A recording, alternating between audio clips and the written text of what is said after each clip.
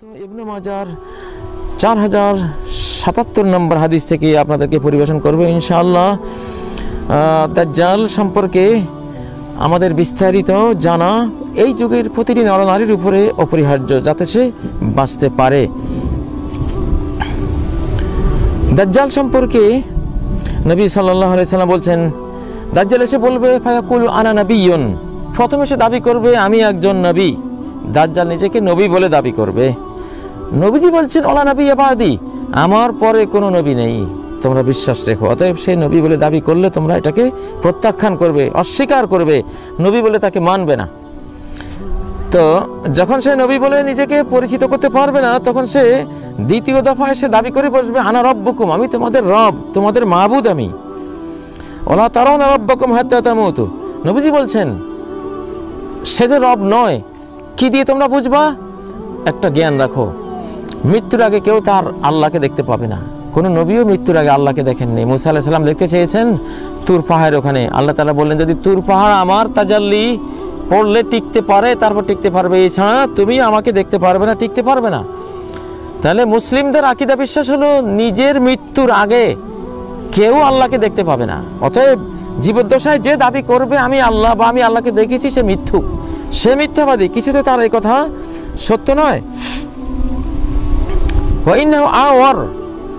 দাজ্জাল সম্পর্কে 3 নম্বর কথা নবীজি বলছেন সে হলো কানা।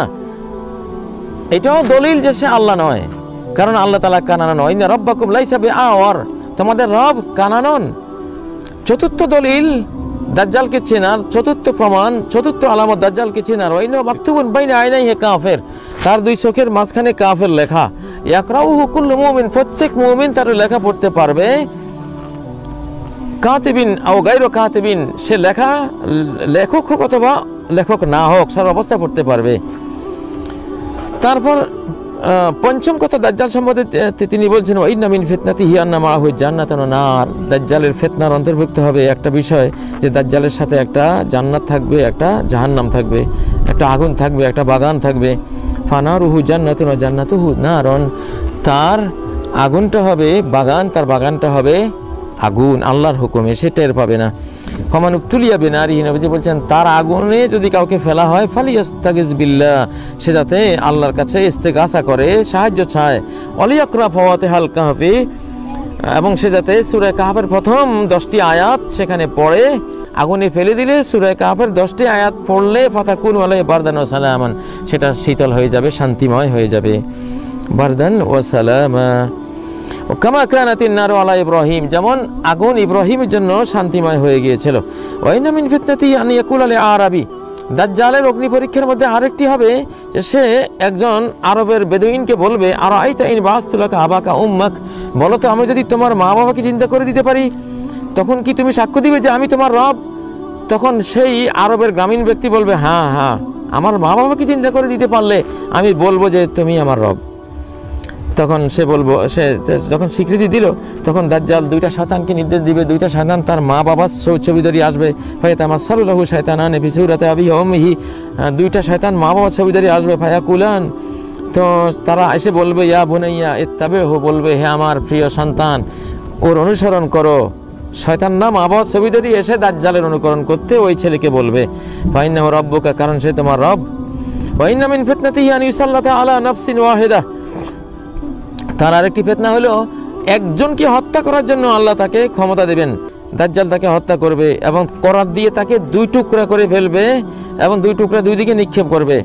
তারপর দাজ্জাল বলবে উনজুরু ইলা আবদি হাযা, আমার এই বান্দার দিকে তাকাও, আমি তাকে এখন জিন্দা করব। তারপরে সে দাজ্জাল তাকে জিন্দা করবে। সুম্মা ইয়াজুমু আন্না লাহু রাব্বান গায়রি, তারপরও সে দাবি করে যে আমি ছাড়া তার রব আছে, আমি তারে মানলাম, তারে আমি এখন জিন্দা করব। তারপরও সে দাবি করবে যে আমি ছাড়া তার কোনো রব আছে। তখন আল্লাহ তাকে, আল্লাহর নির্দেশেই তাকে আল্লাহ জিন্দা করবেন। আর খবিজ বলবে, খবিজ দাজ্জাল বলবে তাকে এবার বলো, তোমাকে যে মারার পরে জিন্দা করলাম, এবার বলো তো তোমার রবকে। তখন সে নিহত ব্যক্তি যে এখন জিন্দা হলো, সে বলবে আমার রব তো আল্লাহ, রব্বি আল্লাহ ওয়া আনতা আদুউল্লাহ, আর তুমি আল্লাহর দুশমন, আল্লাহর শত্রু। আনতা দাজ্জাল, তুমি দাজ্জাল। আল্লাহ মা কুনতু বাদু আশাদ্দা বাসিরাতান বিকা মিন্নিল ইয়াউম, আজকে তোমাকে যে কঠিনভাবে আমি চিনতে পাচ্ছি, এমন কঠিনভাবে আর কখনো চিনতে পারেনি। আজকে আর কোনো সন্দেহ নেই যে তুমি দাজ্জাল। এইভাবে ওই লোক তার মোকাবেলা করবে। নবীজি বলেছেন যালিকা রাজুল আরফা উম্মতি দারাজাতান ফিল জান্নাহ, যে ব্যক্তিকে দাজ্জাল হত্যা করবে সেই ব্যক্তি জান্নাতে অনেক উঁচু দরজার এক বান্দা হবে আমার উম্মতের মধ্যে।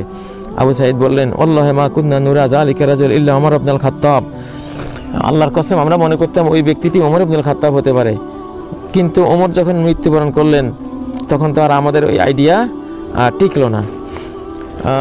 অবশ্য অন্য একটি বর্ণনা সহিহ মুসলিমে রয়েছে যে অনেকেই তাকে খাজির আলাইহিস সালাম বলে সন্দেহ করছেন, হতে পারে হযরত খাজির আলাইহিস সালাম হতে পারেন। ওয়াইন্না মিন ফিতনাতি আন ইয়ামুরুস সামান তুমতারা ফাতুমতার, দাজ্জালের আরেকটা ফিতনা হবে, সে আকাশকে বৃষ্টি দেওয়ার হুকুম করবে, আকাশ বৃষ্টি দিবে, পৃথিবীকে ফসল ফলাবার নির্দেশ দিবে, পৃথিবী ফসল ফলাবে। তার আরেকটা ফিতনা হলো সে কোনো গ্রামে যাবে, গ্রামবাসীরা তাকে অস্বীকার করবে, তখন তাদের সমস্ত চতুষ্পদ জন্তু পশু যা আছে ছিল সব মারা যাবে। এবং তার আরেকটা ফিতনা হবে সে কোনো গ্রামে যাবে, গ্রামবাসীরা তাকে মেনে নেবে, তখন সে আকাশকে সেখানে বৃষ্টি দিতে নির্দেশ করবে, আকাশ বৃষ্টি দেবে, পৃথিবীকে ফসল ফলাতে নির্দেশ দিবে, পৃথিবী ফসল ফলাবে, তাদের জীবজন্তুগুলো খুব মোটা হয়ে যাবে, পেট অনেক লম্বা লম্বা হবে, প্রচুর পরিমাণে দুধ হবে, এবং সে যেখানেই যাবে সেখানেই সে সেই স্থানকে পরাভূত করবে, শুধু মক্কার মদিনাকে পরাস্ত করতে পারবে না দাজ্জাল।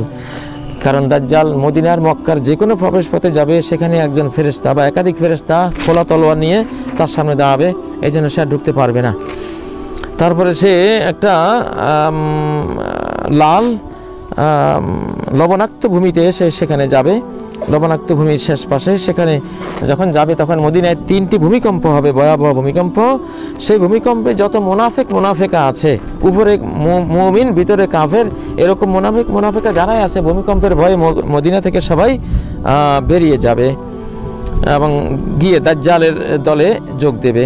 ফাতান ফিল খাবাসা মিনহা কামা ইয়ানফিল কির, একজন কামারের কর্মকার বা কামারের চুলার মধ্যে লোহা পড়লে যেমন লোহার সমস্ত জং দূর হয়ে যায়, তখন মদিনা থেকে সমস্ত মুনাফিকা এইভাবে দূর হয়ে যাবে, শুধু খাঁটি ইমানদাররাই সেখানে থাকবে। এই জন্য ওই দিনকে বলা হবে ইয়াউমুল খালাস, মুক্তির দিন। উম্মে শারিক বললেন ইয়া রাসূলুল্লাহ ফাইনাল আরব ইয়াউমাইদিন, সেদিন আরবরা কোথায় থাকবে? তিনি বলেন হুম ইয়াউমাইদিন কালিল, আরবরা তখন খুব নগণ্য সংখ্যক থাকবে।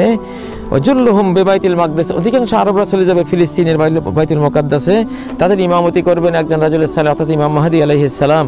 ফাবাইনামা ইমামুহুম কাদ তাকাদ্দামা ইউসাল্লি বিহিমুস সুবহা, যখন তাদের ইমাম ফজরের সালাত পড়ার জন্য এগিয়ে যাবেন, ওই সময় ঈসা আলাইহিস সালাম নামবেন।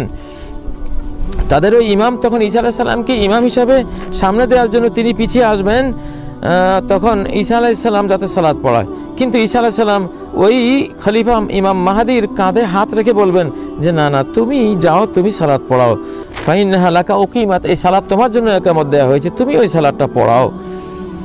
তো ইমাম মাহদী ঈসা আলাইহিস সালাম মুক্তাদি হবেন আর ইমাম মাহদী ইমাম হবেন, সালাতটা পড়বেন।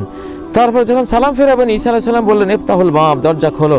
দরজা খোলা হবে, পিছনে থাকবে দাজ্জাল, দাজ্জালের সাথে 70,000 ইহুদি থাকবে, প্রত্যেকের হাতে স্বর্ণখচিত তলোয়ার থাকবে, ঢাল থাকবে। দাজ্জাল যখন ঈসা আলাইহিস সালামের দিকে তাকাবে, লবণের মতো দাজ্জাল গলতে শুরু করবে, কারণ ঈসা আলাইহিস সালামের নিঃশ্বাস যার গায়ে পড়বে সে লবণের মতো গলে যাবে। এই অবস্থা দেখে দাজ্জাল পলায়ন করতে শুরু করবে, দৌড়তে শুরু করবে।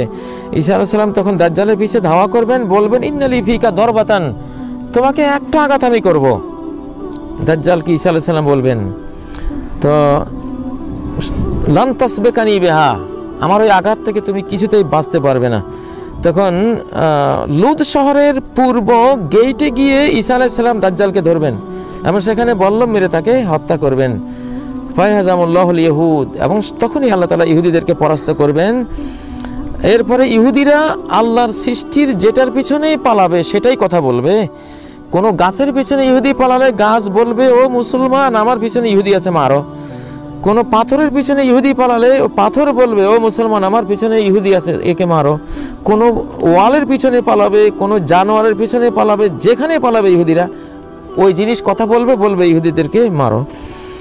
শুধু গারকাত একটা বৃক্ষ আছে যেটা ইহুদিরা পালে, এই বৃক্ষের পিছনে ইহুদিরা পালালে ওই গাছ ইহুদির কথা বলে দেবে না। আর বাকি সব কিছু ইহুদির কথা বলবে। তারপর নবী সাল্লাল্লাহু আলাইহি সাল্লাম বলছেন যে সেই দাজ্জাল পৃথিবীতে এসে 40 দিন থাকবে। আমরা এই অংশটি এর আগেও বলেছিলাম। তো আজকের এই বিস্তারিত হাদিস থেকে আমরা দাজ্জালের পরিণতি পর্যন্ত আসতে পারলাম। দাজ্জাল ঈসা আলাইহিস সালামের হাতে নিহত হবে লুদ শহরের পূর্ব গেইটে, এবং ঈসা আলাইহিস সালাম তাকে বল্লম দিয়ে হত্যা করবেন, এবং লোকজন দেখবে যে তাদের মাবুদ মারা গেছে। যারা তাকে মাবুদ রূপে স্বীকার করবে তারা দেখবে তাদের মাবুদ ঈসা আলাইহিস সালামের দ্বারা নিহত হয়ে গেছে। দাজ্জালের সমস্ত গোমর ফাঁস হয়ে যাবে, ইহুদি জাতি পরাস্ত হয়ে যাবে, পৃথিবীতে আর কোনো ইহুদি থাকবে না। ষড়যন্ত্রকারী কুটিল ইহুদি জাতি সেদিন নিঃশেষ হয়ে যাবে পৃথিবীর ইতিহাস থেকে। প্রিয় দর্শক, আজকের দাজ্জাল সংক্রান্ত এই 4র্থ পর্ব এখানেই সমাপ্ত করলাম।